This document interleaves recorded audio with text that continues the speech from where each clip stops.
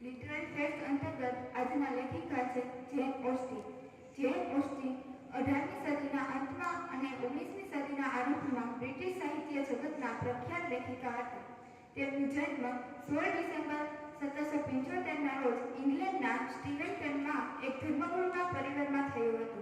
તેમને નાની ઉંમરે જ વાંચન અને લેખન પ્રત્યેનો પ્રેમ વિકસાવ્યો, જે આગળ જઈને તેમને વિશ્વવિખ્યાત સાહિત્યકાર બનાવે છે.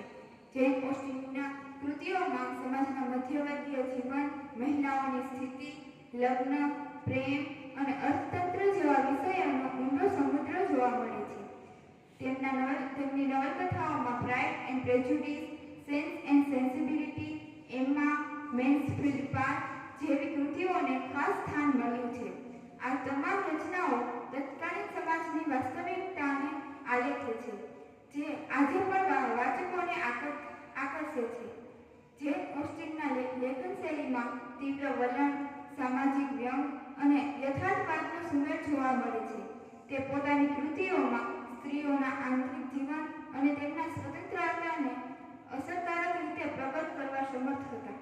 તેમનું જેન ઓસ્ટિનનું અવસાન 18 જુલાઈ 1817ના રોજ માત્ર 41 વર્ષની વયે થયું હતું, પરંતુ તેમના અભૂતપૂર્વ સર્જનશીલતાને કારણે આજે પણ તેમને વિશ્વભરના સાહિત્ય પ્રેમીઓ યાદ કરે છે અને તેમનું સ્થાન સાહિત્યમાં અમર છે.